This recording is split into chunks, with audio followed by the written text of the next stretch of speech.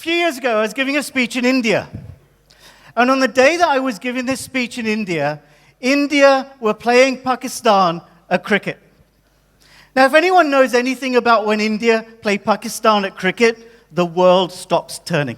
And on this particular day, somehow, everybody in the audience had managed to get a ticket to go and see the cricket match. There was nobody in the room. So I said to the organizer, do you still want me to deliver my speech? And he said, yes, you've been paid, and there is one person sitting at the back, do your stuff. So I did my presentation, and at the end of my presentation, the guy at the back applauded me. And I went up to him, and I said, thank you so much for staying behind to listen to my speech. He said, oh, you're very welcome. I'm the next speaker. I hope you do the same for me. My presentation is called The Power of Words.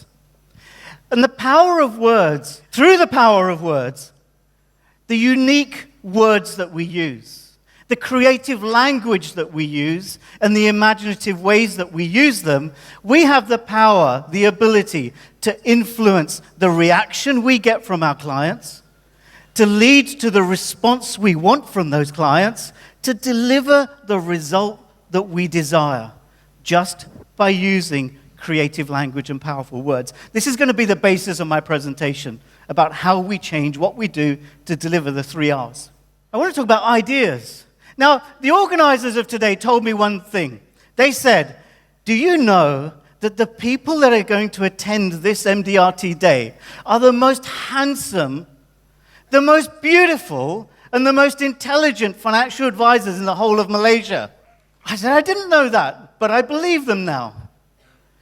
So let me test your handsomeness and your beauty and your intelligence by asking you a question.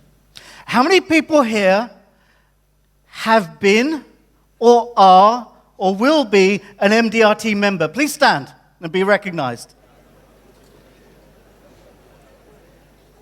Okay, slowly, because some of you are remembering something that Robert said this morning about desire. You see, the question I asked you was very, very clear. Are you a member? Have you been a member? Will you be a member? For those that remain sitting down, you're right. You won't be a member. Because to be a member of $1 Million Round Table is a choice you must make. I can't give it to you. Mohan can't give it to you. None of the organizers can give it to you. We can just create an environment to help you realize the potential that you have. So those that are still sitting, I won't be seeing you at next annual meeting. For those that are standing, I hope to see you at the next annual meeting. How many people have picked up at least one idea today that you could take back and use? Everybody. But did you notice the last thing I said? That you will use. That you will use. There's no point coming here, getting ideas, filling up a notepad, and putting it in your filing box. That is the worst thing that you could do. All you need is one idea and use it to make an investment of the day. So I made a deal with all of the speakers on your behalf. And I said to the speakers, I want to give the audience a guarantee about the ideas. And here is the guarantee that every speaker, and myself included, is giving you in the room. Would you like a guarantee? The guarantee is very simple. If you like an idea, if you really like an idea, but you don't use it, I guarantee it won't work. Now, if you want to call me on the guarantee, feel free. I'll just throw it back at you. Ideas only work if you're willing to put them in practice, go through the pain of practice. They will not work the first time. The first time you rode a bike, you fell off. The first time you try a sales idea, it won't work. That doesn't mean you stop trying. You have to continue trying. Now, in order to get into the power of words, we ought to really know what is it that people want. What do our clients, our prospects want? Now, I'm going to answer the question about what they want by answering you what they don't want. What they do not want are products. They have no interest whatsoever in the products that we carry around to show them. They don't care about the products. What they want is somebody to show them how to use those products to achieve their goals and objectives in their life. That's what they're interested in. Somebody who cares about them, who cares about their future, sometimes more than they do. Sometimes helping them to create their own future because they'd never even thought about it. If we do that for our clients, we create lifetime relationships and they demand the products because we've identified the need for the solution. But it comes as part of a relationship. TOT members have understood that it isn't about selling product. It's about creating lifetime relationships with clients that want to do more business with you, that want to refer you to other people. Matt talked this morning about referability, becoming referable. That comes from relationships, not because you arranged a product. Very important to understand that. And that is the basis of my presentation. So here's my first idea for you. Have you ever been on a long journey on a bus, a train, or an airplane, and when you're on that journey, you want to read your favorite book, but the person sitting next to you wants to have a conversation? Has that ever happened to you? Yes. I'm sure it's happened to you. So here's my first idea. Next time you're going on a long journey, a flight perhaps, get on your computer the night before and make a new cover for the book that you want to read. And give the book a new title. And the title you're going to give this book is How to Sell Life Assurance to People on Aeroplanes. Make sure the person next to you can see the title. You won't be disturbed. Note the author of this book as well. When two strangers meet, after they've said, how are you, how did you get here, typically, what will one say to the other? What do you do? Has anybody ever said to you, what do you do? Has anybody ever asked you, what do you do? Do you think you may be asked ever again in the future, what do you do? Yes. Do you think you may be asked almost every day of the rest of your working life, what do you do? Yes. Do you have an answer ready? How bizarre is that?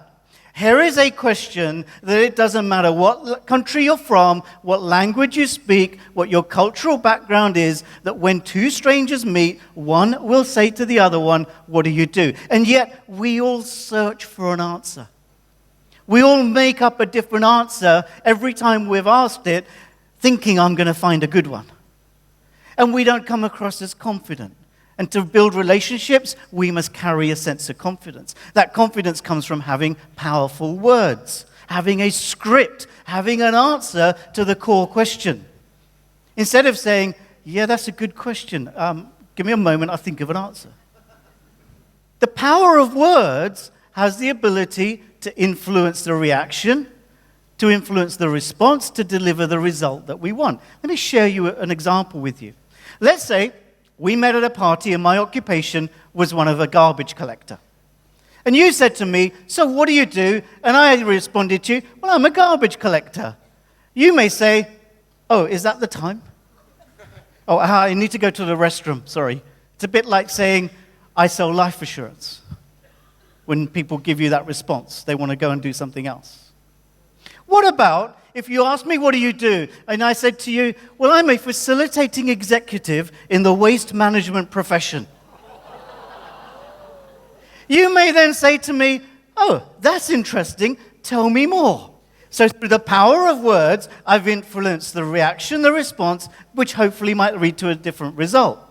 Just by changing the words. The occupation is the same, but just by changing words, I can influence reactions. Is that agreed? Here's one that you can use yourself tomorrow morning.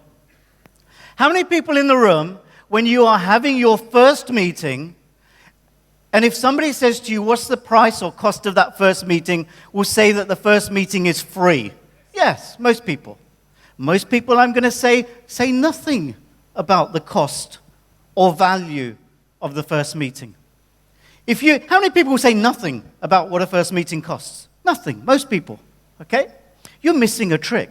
You see, when you say the first meeting is free, what you're really saying is that I'm not worth anything. Because when something is free, what value is it? Nothing. So when you say that the first meeting is free, what you're saying is I'm worth nothing. It doesn't matter if you don't show up. If you say nothing at all about the price or cost of a meeting, you're missing the opportunity to create something positive. So here's what I want every single person in this room from tomorrow morning when you see your next prospect is to change one word in this response. In fact, don't wait for the question of what's the cost. Lead it with this positioning statement. And you say, the first meeting is at my expense. Because it is, isn't it? In some way, the first meeting is at my expense. It might be time, it might be travel, it might be the price of a coffee. It's at my expense. Now, don't get me wrong. I'm not suggesting you need to charge fees in order to say this. You're just saying the first meeting has a value to it, but I'm giving it to you at my expense. Does that make sense? Afterwards, I can earn commissions, it's fine. But I'm creating a sense of value. I'm creating a sense of I'm worth something, but I'm willing to share it with you. It takes advantage of something that Matt talked about this morning, about the power of reciprocity. The power of reciprocity says, if I do something for you, you will feel obliged that you should do something for me. If I invite you to my house for dinner, you will feel at some point you should invite me back, agreed? If I give you some of my time at my expense, you will feel obliged that you should do something for me. What do I want you to do? Is sign. IC or whatever that stands for, I learned today. Create immense influence by simple language. Is this easy for you to do? Yes. And that's my point. The 6 people find it easy. Why is it always the same 6 people? If we do this again, seriously, well, I'm just going to sit on the stairs and we'll talk at the front. Would you find this easy to do? Yes. That's the response I want every time as well. Thank you. You're helping me. So, who's going to try it? Oh, God, the same 6 people. Who's going to try this on your next appointment? Me. Fantastic. Let me tell you, I have had people all around the world say that the whole dynamic of that relationship changes because of one word. But the guarantee applies. If you don't do it, it doesn't change anything. You just carry on exactly the way you are.